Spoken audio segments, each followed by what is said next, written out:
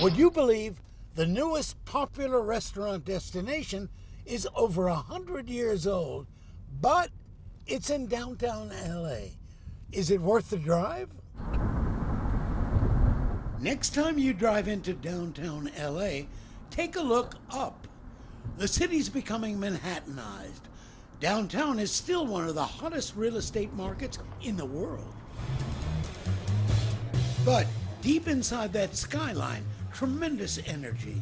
Delicious food from around the world is cooking. Big crowds of people are eating here and enjoying it. What are you having? The shrimp ceviche tostada. Welcome to the Grand Central Market, LA's year-round festival of food. More than 30 different small restaurants are serving many ethnic delights at reasonable prices. Some people have lunch here 5 days a week.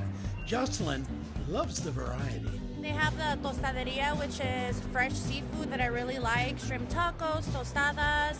They have vegan food. Every weekend, thousands of people jam into this place. Some busy working families come here on Saturday or Sunday just to enjoy their only family meal together.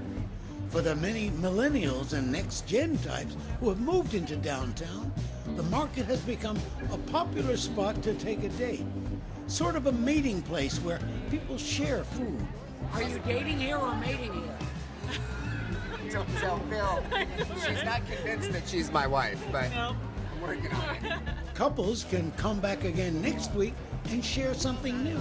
We had a dish from Sticky Rice, I think. It was a Thai dish. The market is not one of those fine dining places.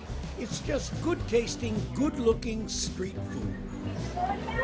The most popular vendor here is Egg Slut, which started life as a food truck. Now people wait online for an hour just to taste the egg specialties.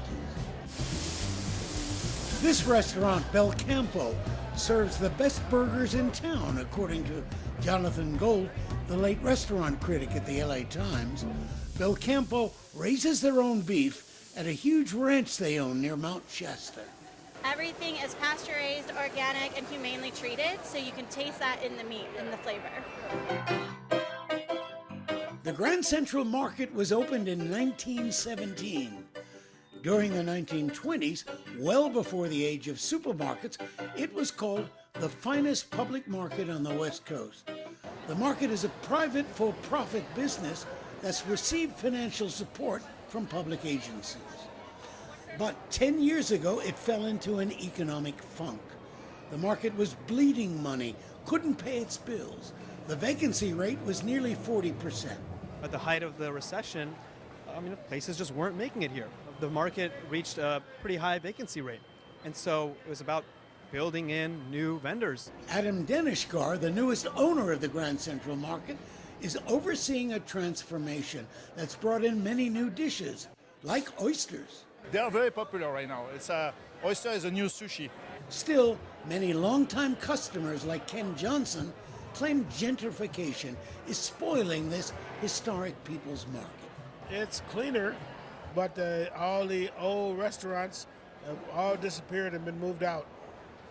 Is that a bad thing? No, it's a bad thing because the original food is not the same. Everything's different. To fill a vacancy, you're not going to bring in an old vendor, you're going to bring in a new vendor. And eventually, enough new vendors were brought in to really bring this place back up to the position it should be in. One of the new vendors, Horse Thief Beef, has become a sensation. It was started by a couple of college students from Texas. We make authentic Texas-style barbecue in the style of the Hill Country, and it takes 3 days to make our brisket, and we smoke it for 18 hours overnight. Good? Nearby, there's Jewish soul food at Wexler's Deli, where they hand-slice the pastrami and lox. We're the only deli in LA, one of the very few in America, that cures, smoke, and hand slice all of our meat and fish in-house ourselves every day.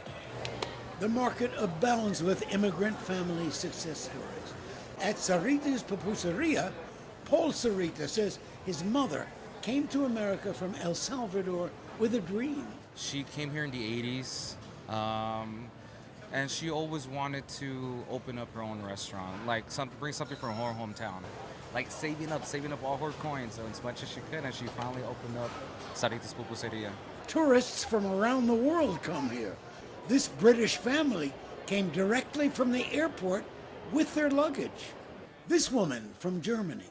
What are you going to buy here? Tacos. He's from Sri Lanka. What did you have? Filipino bowl of porridge. This mom from Iceland. I had the burger.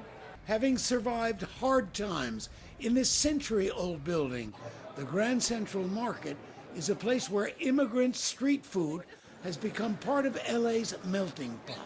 Finally, my own personal favorite is the seafood at La Tostaderia, where the star attraction is tostada mixta. It's a mountain of seafood with shrimp, scallops, octopus, cilantro, red onions, peppers, and lime juice. It's heaven on a plate. Cost about $12. It's definitely worth the drive. Doug Kriegel reporting.